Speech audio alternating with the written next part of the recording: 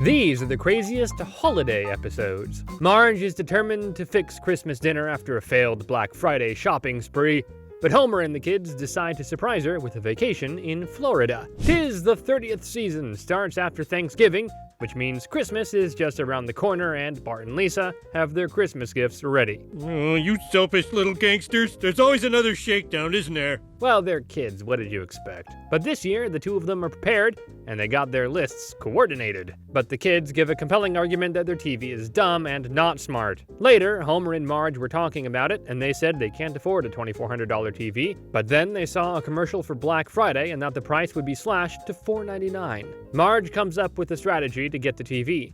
She said that the biggest concern should be the cutsies. I hate those Nazis. I said cutsies. You think the Nazis didn't take cuts? Good point. Marge said she'd take the first round now, and Homer will go to sleep and wake at 3 a.m. to relieve her. Godspeed, hot woman.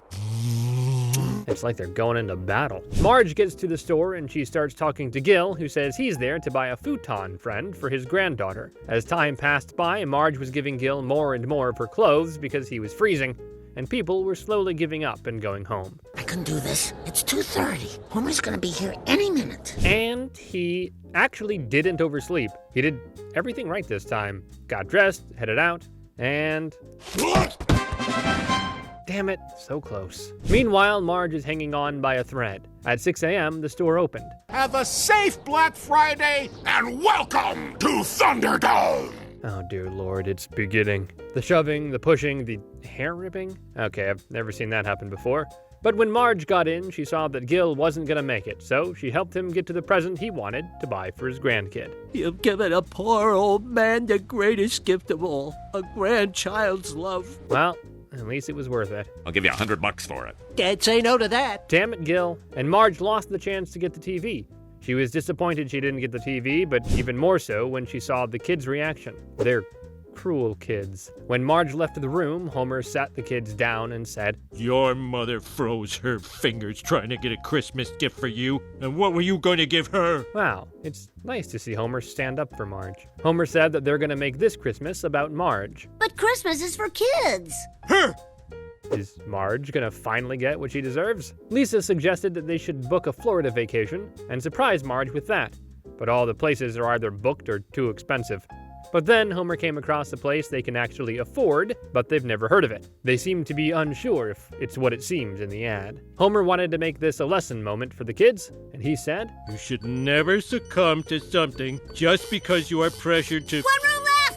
None of those seem like a red flag, Homer. But Homer knew that Marge wouldn't want to spend Christmas anywhere that isn't home, so he had to pull out the big guns. We're gonna have to take her out cold. So crushing pills into her tea is the way to go. They drug her, and Marge wakes up in the car. After all that you've been through, this Christmas is about you. Okay, things are looking good so far. But then they got to the hotel, and the room, made for elves. Bart immediately called sleeping in the bathtub, but... There's no bathtub, just a combo shower and toilet. We call it a shoilet. Okay, this might be the worst place they've stayed at. The family sees that Marge is feeling sad about how they'll be spending their Christmas, and Homer calls a shoilet meeting. He tells Bart and Lisa that their mom is always happy, as the saddest one of them. That's actually quite depressing. They try to make it seem like they're happy, but the place they're at, well, it's hard to fake so much enthusiasm. The next day, Marge sees Bart and Lisa are up early, and she asks them where they're going. Lisa tells Marge that they're going to participate in... Perhaps the most popular Florida tradition. Complaining to the manager. They're becoming natives. But after that did no good. They had to continue on with their sucky vacation. After visiting all the boring places, Marge asked the family if they're having a good time, and they all said yes. Because I sure as heck am not.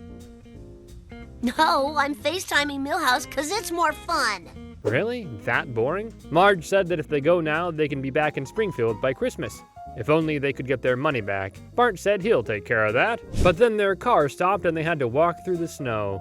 And then they saw Moe's. That's really unexpected. They had a nice Christmas dinner with Mo, and really, Isn't Christmas really about being with your family and your bartender? holidays are always hard, but especially when your help decides to steal your family. Homer gets an AI version of Marge to help the real Marge with Thanksgiving preparations. Thanksgiving of Horror starts with Marge waking up in a white room and she's disoriented. Marge is confused and asks Homer to get her out of there. Your virtual assistant may be confused at first and think it's a real person. The virtual assistant. Calmly explain to it that it is merely a construct of artificial intelligence. Okay, AI has gone too far. Homer explains to AI Marge that every year Marge complains about how much cooking she has to do for Thanksgiving. So he sent some of Marge's DNA to one of those innocent-seeming companies, like from the beginning of a sci-fi movie. What a smart idea, Homer. AI Marge can't comprehend the fact that she's a simulation. Homer said that he sees AI Marge is going to need some time to come to terms with finding out she's just a bunch of zeros and ones. Homer asks Marge how she's feeling after 2 weeks of doing nothing.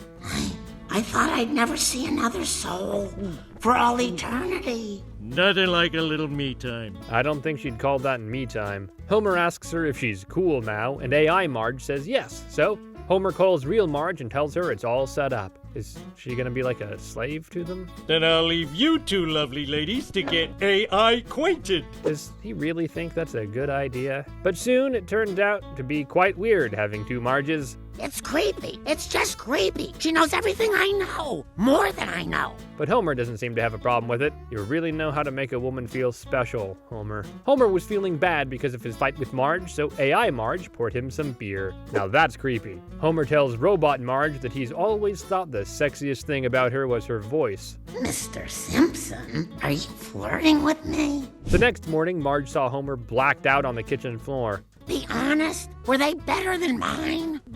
Yes! Homer, you better start packing your things. Marge said she's had enough and that he needs to get rid of the robot wife. But Marge then changed her mind and said that they should delete her after she cooks Thanksgiving dinner for them. But they didn't know that Robot Marge was listening the entire time. AI Marge thought that she could get out by going into the internet, but she couldn't get on the tube. But since she needed more time to think of a plan, she rewound the tube. 8 years alone with my thoughts was just the right amount of time. AI Marge says that this was exactly what she needed to make an escape plan. First, she cooked the best Thanksgiving dinner ever. I can't believe you did all this by yourself. Marge, you are a cooking machine. Oh, this just makes AI Marge that much angrier. Then, step 2 of the plan was to get some feet on the ground while everyone was eating. Okay, R2-Me2, carry me to freedom. The modem in the hall closet. But just as she reached the modem, Marge grabbed the tube and said it's time to delete it.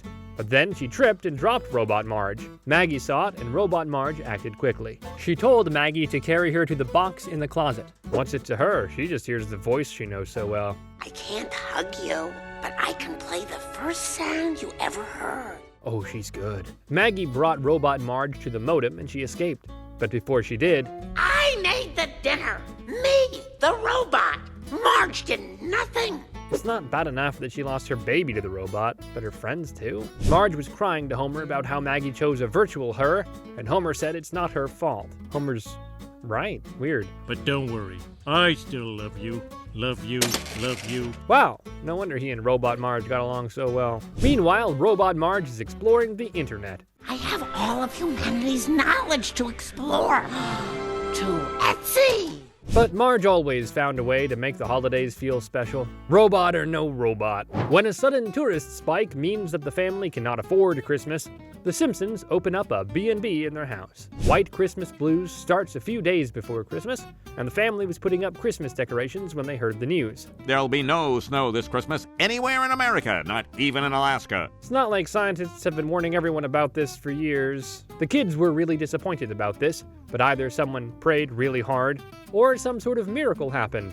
But it started snowing that night. Professor Frink explained that the snow is the product of a microclimate caused by radioactive steam from the nuclear plant and the tire fire particulate. So, we're the only place in America with snow, if you can call it that. This gives everyone the brilliant idea to up their prices, because tourists are going to want to come to Springfield for the snow. That day, Marge went to the store and she saw that the Quickie Mart was full of people, but empty on the supplies. You can't afford Christmas. And when you can't afford Christmas, you failed as a family. What kind of nonsense is that? But then a family stopped Marge and asked her if there's any chance she has a spare room for them because everything in town is sold out. They kept begging Marge and they tell her they'd pay $300 per night. Marge accepts their offer, but she didn't give Homer a heads up. Oh, good. Marge remarried after I died. Wait a minute, I'm not dead. And good day to you too, Homer. Marge explained the situation and she told Homer that this way they can help people celebrate Christmas and to be able to afford Christmas themselves. Marge told Homer to ask himself, what would baby Jesus do? That's not something you want Homer to be thinking about. Well, this crazy scheme is the kind of impulsive behavior I want to encourage in you. I'm in! Of course he'd be in, because he wouldn't lift a finger. So the whole family starts working on their new bed and breakfast. Meanwhile, Reverend Lovejoy is having some doubts, because a lot of out-of-town people will be attending his church. Darling, did St. Paul worry about the crowds? Oh, he wrote letters. Any fool can write letters. Is that really the way you want to be talking about one of the saints? Reverend Lovejoy then decided to pray to God to guide his fingers as he types the sermon. Oh, God really did a number on him. After church, Lisa said that the sermon really inspired her, and that she wants to get everyone gifts that come from the heart. Meanwhile, Marge was having some troubles with her guests. Those stockings are not hung by the chimney with care. Why don't I do this for money? For money. The guests start complaining about the mistletoe as well, and Marge said it's just cherries and leaves. Marge went nuts and said that she opened up her house to all of them and all they did was fill it with petty complaints. Any more questions? Yes. Will the pudding be figgy? The pudding will be Jell-O. Wow, she really lost it. On Christmas morning, the family was opening presents, and Lisa said that even though the Christmas was a bit rocky, the presents she bought were bought with love. But when Bart opened the present Lisa got for him, he was severely disappointed. Because she got him a book. Lisa, that's really bad. Lisa ran into her room crying, and the guests were unhappy too. Marge, the brochure promised us a happy Christmas. My uncle died in your bed. Merry Christmas! It's not a very Merry Christmas, if you ask me. That night, Lisa saw Bart burning the book she got him, and she got upset. Did you give it to me because you thought I'd like it, or because you wanted to feel better about yourself? Hey, he got her there. The next morning, Lisa came to apologize to Bart, and she told him he was right, and she got him another present. A tablet with books on it, but also apps Bart likes. Bart was surprised, and he asked her how could she afford it, and Lisa said that she sold the gift he gave her. Thanks, Lise. Now why don't you donate that to whatever hopeless cause you want? Thanks, Bart. I guess it was a Merry Christmas after all. And Bart and Lisa continued to help each other deal with the holiday blues for years to come. 30 years in the future, the Simpsons get together for Christmas. Holidays of future past starts with Marge getting the family ready to take Christmas photos, and everybody has something to say about it. Who cares what we look like in whatever stupid year this is? Marge says that they will understand when they have kids of their own. Marge, you shouldn't have brought that up. Who says we're gonna have kids of our own? Not me, man. This cycle of jerks has to end. But the cycle of jerks didn't end. We see how things have changed over the years for the family, and after 30 years, everything looked different. Bart is living at the school, which is depressing, and he has 2 sons, and he's divorced. The years haven't been kind to him. Bart's sons teleport to his place and tell him that their mom said he needs to watch them over the holiday, and he needs to start acting as a father. Well, without getting into any details, Jenda is right. I'll just dump him at my mom's. You know, we can hear thoughts now. The future sucks. Meanwhile, Lisa isn't having the best time either. She's married to Milhouse. I guess that plan of getting a boyfriend at college didn't work. And she has a teenage daughter. Lisa asked Zia how her math test went, and she got mad at her and said she's going online. That is so disturbing. Lisa is surprised that her daughter turned into her brother. Don't blame me. When we had her, they used only the best genetic material, which meant none of mine. Good call. Lisa decided to go to Marge and see if she has any ideas on how to deal with Zia. Oh, and I guess this means that we can finally hear Maggie talk. Yeah, right, like the writers will ever make that happen. Maggie was at a doctor's office and he told her that until she has a baby, he doesn't want her to make a sound. Damn it, they do this every time. Oh yes, and Maggie's pregnant to top it off. That's gonna be a fun surprise. So the whole family gathered at Homer and Marge's house for Christmas. Lisa is really impressed with Homer. After I stopped drinking, this was a way to stay close to my bottles. I'd smash them all for one lousy beer. That's alcoholism for you. Bart and the boys were detangling the Christmas lights, and the boys said that their mom's boyfriend is really good at detangling them. Bart snarkily said that maybe their mom should marry him, and the boys said that she already did. They just weren't supposed to tell him. Well, that's a bomb drop if I've ever seen one. Bart told Homer to take his kids because he isn't feeling so good. Karma got him good. Lisa asked Zia if she'd like to go to a concert with her, and she said, Sure, I'd love to. Only not with you, and not that. I guess Karma got them all. Sometimes I wish strangling your kid was still legal. Not since they passed Homer's Law. At least he got a law named after him. Marge suggested that Lisa should relax and bake some cookies. But Lisa brushed Marge off for being clueless. The disrespect could have passed as cute when she was 8, but definitely not now. That night, Bart and Lisa had some drinks in his treehouse. Nelson calls you? Well, someone calls someone. Oh, Lisa. Bart tells Lisa that his boys think he's a lousy father, and Lisa comforts him by saying that her daughter thinks she's a lousy mother. But Marge Bouvier Simpson took her side. Oh, I like this trash talk. She told me to relax and bake cookies. Did you bake any? Yes, I did. Well, then it wasn't such bad advice after all. Oh, are we gonna have a moment now? Bart says that he has a court-mandated sincerity chip in his brain, but... Lise, you're the person I always wanted to be. Now that just makes me want to cry. Bart said that he has to reconnect with his boys, and Lisa said she's gonna go and apologize to Marge. Mom, you're the best. Sweetie, I've been waiting to hear you say that for so long. But did it have to be in the middle of the night? The next morning, Bart asked Marge where are his boys, and she said that Homer took them out. Bart couldn't comprehend how Homer could be such a cool grandfather when he was such a lousy father. But Marge told him that people learn from their mistakes, and his father has made many. Amen to that. Meanwhile, Maggie was about to give birth and no one knew about it. Meanwhile, Lisa was trying to decide whether or not she should butt into her daughter's life, and butting in prevailed. Google, even though you've enslaved half the world, you're still a damn fine search engine. I'd beg to differ with the rise of AI now, but that's not the point. Lisa finds her daughter, but she's still hesitant. Meanwhile, Bart is trying to find Homer and his boys when he gets stopped by the police. Hey, Ralph, I heard you died. I got cloned. Oh, the world has really gone into some dark places. Lisa went through the door into Zia's room in the Ultranet, and she saw that she has a poster of her on the wall. I thought I would find... What, me flashing my boobs on unripemelons.com? In some ways, the world hasn't changed one bit. Lisa said that instead, she found out that her daughter actually looks up to her. Zia was surprised, and she said that she really does look up to both her parents. Both? You sure? Meanwhile, Homer took Bart's kids to see their great-grandpa. He froze himself because he was sick and there was no cure. Are they working on one? Homer says they already found the cure, but they don't need to tell him. That's really mean, Homer. Homer unfroze Grandpa and introduced him to his great-grandsons. But he was still the bitter old man, so he froze him again. And until next time. The boys asked Homer why he brought them there, and he said that everyone thinks their dad's a jerk. And everyone's right. But Homer says that Bart still loves them all the same. I think that's one of the nicest things Homer has ever done for Bart. At that moment, Bart found them and said that he has acted like a 10-year-old for the last 30 years.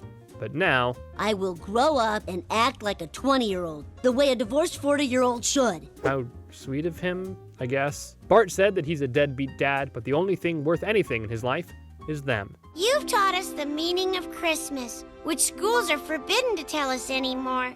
Makes sense. Homer thought that if they could forgive Bart, maybe he could forgive his dad. But when he unfroze him again... But you'd always come and get me when I wandered out on the freeway. So many conflicted emotions. And then they all went home. And someone new came also. Maggie, with her baby girl. Grandpa asked who's the father. Way to ruin a perfectly good moment. It doesn't matter. If there's one day a year to give unwed mothers a break, it's Christmas. Well, good for him for actually getting with the crazy new days. Okay, everyone. Smile while the pets take our picture. Funny how they evolved and we didn't. Yes, funny. But how do the holidays look in Bart and Lisa's dreams? Marge gets depressed when the rest of the family does not get into the holiday spirit. 'Tis the 15th season starts with Homer getting his Christmas present from the plant. And it's a baseball card, which he decided to sell the comic book guy. But he didn't know how much it was worth. I'm afraid your card is only worth everything I've got! Everything! Take it! Wow, I guess it'll be a very Merry Christmas for the Simpsons this year. Homer went home and told his family that they're going Christmas shopping at the Promenade, the rich people's mall. Let's shop till we droop. I think that's drop. That's a very violent image, Lisa. The family decides to first buy gifts for each other, and then they'll spend the rest of the money on the biggest Christmas tree ever. But as Homer was shopping, he saw something he'd like to buy for himself. Homer realizes that if he buys it, he won't have money left over for the Christmas tree, but he still buys it. After his big splurge, he met up with the family to go buy a Christmas tree, but he had a plan. He drove the family to a bad neighborhood so he could get a cheaper tree. Now everyone just relax, lock your doors, don't make eye contact with anyone, and listen to the radio. Because that's not suspicious at all. He got the tree and Marge thought it was kind of dry. Oh, it just needs a little love. Oh! Why do things I love always burn? Wow. Just wow. They got home and Homer was still very proud of the tree he got. Marge was suspicious. And then she heard a noise coming from one of the presents. You wasted our money on something extravagant for yourself. But Homer said that he has a theory. If I'm happy, I'm less abusive to the rest of you. Less abusive? Is that supposed to make anyone feel better? That night, Homer and Marge were fighting, and Homer said that he's not the only selfish person. Marge told him that he doesn't get it, and that Christmas is a time to think of others. And he showed he only cared about himself. That's not true. I cared what you thought once you found out. Homer, you're not making it any better. Marge kicked him out of the room for the night, and Homer went downstairs to watch TV. As he was going through the channels, he came across a Christmas Carol adaptation, only he didn't know what it was, and he thought that it was just like looking at a cartoon version of himself. And he was so tired he started hallucinating. Enough by Al? No! Enough by all? No! The next morning, Homer woke up and said he will be reforming his ways, and he will stop being selfish and start being good. Well, maybe this time there will be some difference. Homer began his journey to become a better man by donating some of his old clothes to the homeless people. Then he got Lenny a better gift for Secret Santa, and he worked on being more thoughtful to Marge. At dinner, he offered her the last pork chop. Oh, your thoughtfulness tastes so good. And tears are the sweetest sauce. Okay, this is creeping me out. He even started helping out at church and carrying the collection basket. Do I see some jealousy in Ned's eyes? Todd asked Ned if he's jealous of Homer, and Ned said that he is, maybe a little. I'm jealous of girls because they get to wear dresses. One problem at a time, boy. Oh, Ned's got his hands full this year. But to top it all off, Homer built a skating rink for the whole town. When Ned saw this, he lost his mind. Homer, you're the nicest guy in town. Ha ha! Your position has been usurped. He's just everywhere, isn't he? The news even did a report on him, saying that he's the new Santa Claus. Then a woman rang Ned's doorbell and said that her car broke down, and Ned offered her, well, too much help. Back off, creep. I was looking for Homer Simpson's house. And that's what really did it for Ned, so he said he'll show Homer and be the nicest man this world has ever seen. I said man, not man God. Keep your pants on. So Ned decided to one-up Homer by getting Christmas presents for everyone. Homer then thought he should get everyone a car, but Lisa stopped him and said he doesn't have to outdo Flanders. She said that most people now feel that Christmas has gotten too materialistic. Homer says Lisa has given him a lot to think about. You know it's gonna end badly when Homer says he has a lot to think about. So that night, Homer went around town stealing other people's presents, thinking they'll be so thankful to him when they wake up. They don't sound happy, but here comes a mob shaking their fists in gratitude. Homer, I don't think that's gratitude. They start throwing things at Homer, but then Ned comes between them. He says that what they both did was wrong, but people won't hear it until... Wait a minute, everyone! There's your Christmas up there. Maybe if they weren't so desperate for a miracle, they'd actually realize that it's a flare gun. Homer said that they should just all agree that many years ago, a dude was born who most of us think was magic. But others don't, and that's cool. Amen. The fight before Christmas starts with Marge doing all the Christmas decorating herself. And she says she could use some help. Lisa, what are you doing? Marking a crime scene. Well, we can see that, but why? To celebrate an ancient pagan ritual, this tree was cut down and tarted up like a diamond dance floozy. Oh, another protest. Okay. Homer started eating the cookies, and then Bart told him he needs those for Santa. Marge was glad that at least someone has gotten in the spirit of Christmas. Yep, come midnight, I'll be sitting here with cold cookies, warm milk, and hot lead.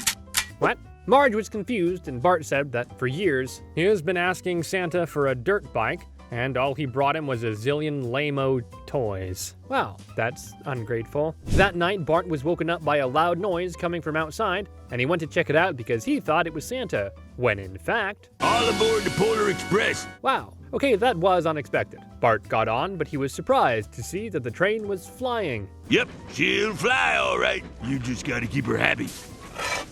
I bet that's really keeping her happy. Bart got off at the North Pole and he asked Elf Mo if he can meet Santa, and he said that only the top elves get to meet him. So Bart needs to start in the wrapping room. Bart noticed that the room was empty and that confused him, but he found a way to make the wrapping go faster. That's some serious time management right there. Mo noticed this and he promoted him to Toy Inspector. After Bart excelled at that too, Mo brought him upstairs. Well, can you blame him? I mean, you can, he's spoiled, but this is Dream World. Bart told Lisa she's out of her mind, but she's too smart for his deflecting. Well, let me ask you this. How many kids bring a gun to meet Santa? The really angry ones? Bart got to Santa's office, and of course, Krusty is Santa in Bart's fantasy. No disrespect, fat man, but you better poop out a dirt bike. How is that not disrespectful? Santa told Bart that the company is bust. Bart wouldn't believe things are that bad, but Santa said they are. Bart had to cope with the fact that he isn't getting a bike, and Santa said that maybe there'll be a nice pair of socks under his tree when he comes home. Santa told Bart he'd better head home. I'm sure in the 25 years of Earth time you've been gone, your parents have gotten worried. Excuse me? 25 years? But when Bart left and closed the door... Kids never change. Always dumb as potatoes. Now that's corruption for you. But then we see Lisa getting ready for bed and muttering in disapproval over the fact that everybody is cutting down trees for Christmas instead of leaving them be. She decided not to stress anymore that night and go to bed. She turned on some old music and drifted to sleep. Lisa traveled back in time to World War II. Can it really be Christmas when one of our parents is facing the German army? Oh. So Homer's on the front. Simpson, get your helmet on. I'm trying. It just keeps popping off. Or not. Meanwhile, Homer is, well, he's in a battle of his own. How come you ain't in combat like a real man? I'm too fat to fit in a foxhole. That's why Marge is in combat? Because he's too fat? That day, Homer brought home a big Christmas tree, but Lisa wouldn't let him bring it inside. Homer was confused, and he asked her why she didn't want to have a Christmas tree. Lisa said she used to love them, until last year when she and Marge went Christmas tree shopping. Marge told Lisa that the Christmas tree reminded her of Homer. Just say it's fat. But then Patty and Selma showed up and said, Simpson, you're shipping out tonight. Right before Christmas? Hitler doesn't take a holiday. Well, I bet he personally does. Patty and Selma took Marge away and Lisa hasn't seen her since. So, she said that she doesn't want to see another Christmas tree until Marge is back home, safe and sound. Homer told Lisa that if her mother was in trouble, they'd let them know as soon as possible. And then they got a telegram. That's never a good sign. Marge is Mia? Oh my God! She changed her name! That is not what the telegram says. Even if it was, that should be the least of your concerns. No! That says she's missing in action! Oh no! See? Oh, that's just a sad coincidence. Lisa started running away and she ended up at that place where they took Marge away. The salesman showed up and said he's been waiting for Lisa. He said that her mom paid for the tree last year but never picked it up. He also said that he watered it, kept it fresh. Lisa looked at the tree and it reminded her of her mom. It's a sign. Mom's okay. Thank you. Meanwhile, at home, whose turn is it to cry? Yours. Great way to comfort your grieving children, Homer. Then Lisa came with the tree and Homer said he thought she didn't want the tree. There's always hope. Someday this war will be over. Lisa comforts them by saying that someday Marge will be back. Wow, this episode is making me teary and I didn't expect that. But until then, this tree will stand for everything Mom believes in. Home, family. Those are sweet words, but I don't think Marge will be gone for long. She walked into a theater and saw Hitler and his associates watching a Nazi Dumbo movie. Weird, I know. So she locked them inside and went behind the stage. She took a match and burned what I assume are other Nazi movies. 9, 9! Why did I go to the 9 o'clock show? Das ist Hitler! Yeah, nobody's buying that. Auf Wiedersehen. This is the last time I bring these two to bed at the same time. If you enjoyed this video, make sure to like, subscribe, and leave a comment with your favorite holiday episode in the comments below.